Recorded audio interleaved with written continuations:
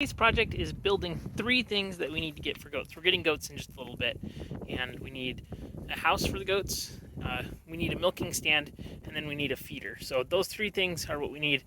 The thing that I'm trying to do with this is to build it with just material that we have left over. So we have some leftover siding material from our barn.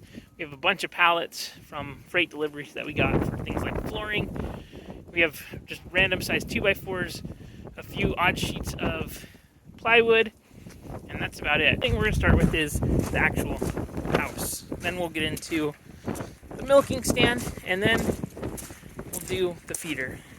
Out of stuff that we mostly have. With the exception of those 2x4s, all of the stuff is just stuff we had. This is going to be temporary until we get the main barn that we're going to be putting over by the garden. But really what we wanted to do is just build something so we could have it. We're trying to get a goat right now. We are going to get a fence, and this is going to be the space that it eats off of. Just make something that's nice and strong, especially it can stand up to the wind, but that is affordable. So here's the design. We're going to have 2 side walls that are these pallets. We got these pallets from our, they were from our cabinets. They're really nice quality wood, really good shaped pallets. So we decided to save them, which is good. It's going to be really helpful.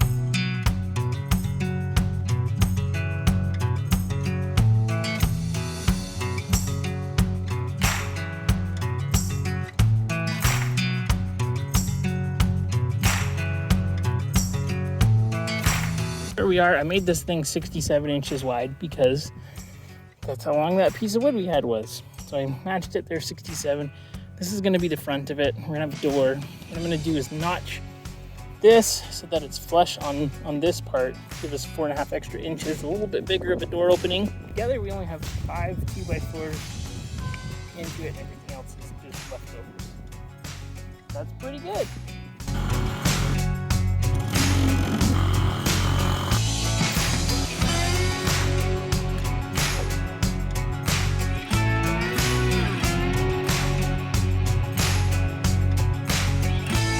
It's coming. It's turned out really good. We decided to paint it. Found some barn paint.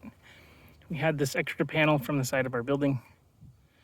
See over there, we actually have 2 more of these if we want to add anything, which is cool. It's just cutting it down. I gotta trim this back side now. It looks really good, I think, and just need to get the electric fence. That's how we're gonna contain this little beast, and build a door for this too. We don't have any hardware for the door right now, so I figure out some kind of a hinge system. So looking in there, right. What do you think? Show me how the door works. Hi. It's going to be 2 doors, guys. So it's a wood door. Wood door junior. This is wood door, and then we have wood door junior 1 and wood door junior 2. How's it looking there? Nice. Okay, that's your new house. See you guys later. All right, looks really good. So we got the door with the Dutch door. We need an extra hinge down here because it definitely sags without it. Got this lock in here to latch it closed. And we're pretty darn good. So it looks really good. How's it working, guys? There's not a drop of water. Not a drop of water? Is it ready for a goat then? Okay. Okay, you goofballs. What did we build today? Let's take a look. A milking stand. A milking stand. Show me how it works. We did this. What else did you do? All right. Well, and we did. Maybe you be the goat. We did. Only one move's open and closed, so. The head locker. That's the head locker. Head locker. Just built this out of 2x4 and 1/4 inch plywood. We have 2 48-inch pieces. We have a 45-inch piece running down the middle. Screws and nails. Screws and nails. We have 21-inch side supports because it's 1.5 inch is 2x4. So we have a 2-foot wide by 4-foot deep milking bench. Our temporary little goat house is ready. It's looking good. You put that, I don't know what that's called, the 2-door thing. In 3 days, we're getting goats. So we need to build a feeder for their goat house. That's today's project. Couple things about the project today. Number 1, we want something that's off the ground because we found that from research, not from experience, but that if you have your goat food on the ground, they waste a lot more, or if it gets on the ground easily. They don't like to eat off the ground. That's number 1. I don't know if that's true yet. Number 2, I'm just trying to make the stuff, everything out of stuff that we have around and not have to buy anything. So I'm going to be using a cattle panel that we have that's extra, 3/4 inch plywood that we have in odd shapes, and then a 2x4, probably 2 8-foot 2x4s. And that will do it. What do you think, Winnie? You excited for goats? I don't know if she is. First thing we have to do is measure how long it needs to be based on the goat house that we have built here. So lately it's been a playhouse for the kids, but it is indeed a goat house. And it actually is really nice. So you can see the pallets in here. And I'm going to put a hanger in here. So we got three goats, 2 kids, and a doe. So 2 doelings and a doe going to be living in this spot together. It's about 8 feet by 8 feet. We also got our bigger barn as well. I think what I'm going to do here is use a French cleat on these 2x4s that are support 2x4s across. I'm going to build a French cleat for it. I've discovered French cleats recently. They're like the best thing for hanging stuff on the walls. Super strong, super reliable, easy to remove the feeder if we need to without bolts or screws. So I'm going to add a French cleat here and build probably a 3-foot wide, probably 3-foot wide feeder would be good. So I'll do 3 foot by 3 foot as a square with maybe a 12-inch deep feeder. The only thing that I don't know is if I make it too small, I'll have to build a new one, probably a little bit wider, a little bit deeper, so that it can not have to be filled up so often. That's our other barn that we have that we may end up using as a place for the goats to stay. So one of my favorite things that I've been doing lately when it comes to, I'd say for over the past years, if we're making something or building something, that we just use stuff that we have rather than going out and buying new material every time, which used to be the general philosophy of how I would build anything in the past. So today I'm going to see what we got and then we're going to use it. So in our garden here, we used this as a trellis. It worked very terribly last year. It did not grow watermelons up it like we were planning on.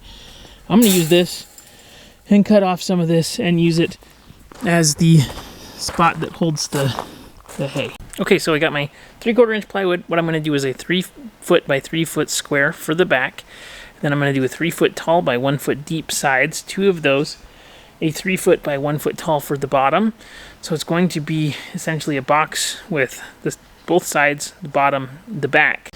All right, look at this. So we got the back, the 2 sides, and the bottom. Now I got to build some support beams. I'm going to do 4 3-footers, and it's going to be coming together. Just going to screw it together then. So I'm trying to think of ways to reinforce all this stuff. I have the reinforcements along the side here. What I'm going to do is actually wrap the metal around this 2x4 here and secure it that way, both the top and the bottom. It'll be at a 45-degree angle that way. As I'm looking at this, I might have to expand this to 4x4 in the middle here so they can get in and eat it easier. We'll see how it goes here. If I need to, I'll take my side cutters and open up a lot of these holes here.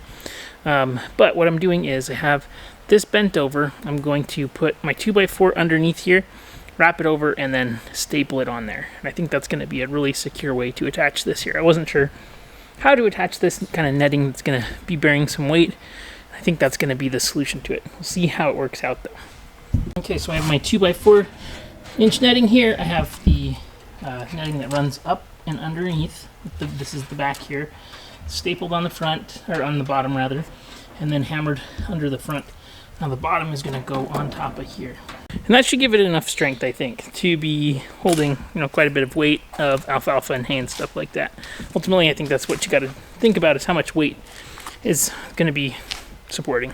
Okay, so there we are. I think it looks really good. Now, the thing that I have to do is put a French cleat on the back. So it's really easy to make a French cleat. Basically what happens is that you have a square piece of wood, you cut it at a 45, right about at the middle, and then you place the lip side on the back so that when you set it on the cleat, it then holds it into place. To use a French cleat, you need to have a flat surface to put it on. And what we'll be doing is putting one on the inside of the goat house and then one on the outside. When the weather's good, I don't think we'll want to go inside the goat house every day and have to hunch over and stuff because it's not tall enough to stand up underneath. This sounds kind of complicated. I'm going to show you what it looks like. Okay, I'll show you. Okay, so I set my blade here at a 45, and I'm gonna cut my piece in half. I'll show you.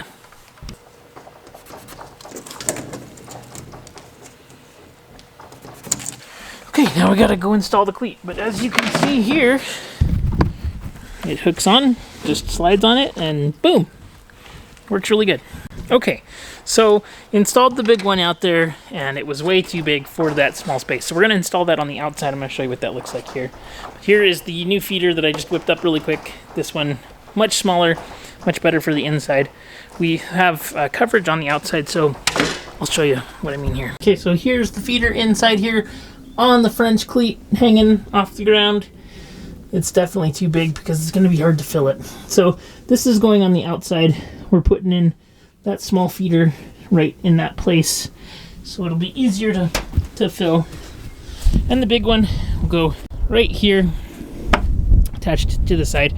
We have a good overhang on our roof, so it'll be kept dry. So that's it. We get our goats in, let's see, 4 days, which is really exciting, and we will see how this works. I'll be sure to update with what we're doing and learning. So if you like homesteading, building, right now we're still building our house. Maybe we will be forever. Just kidding. If you're into homesteading, building, and things like that, be sure to subscribe and follow along. I'll see you in the next video. Have a good one.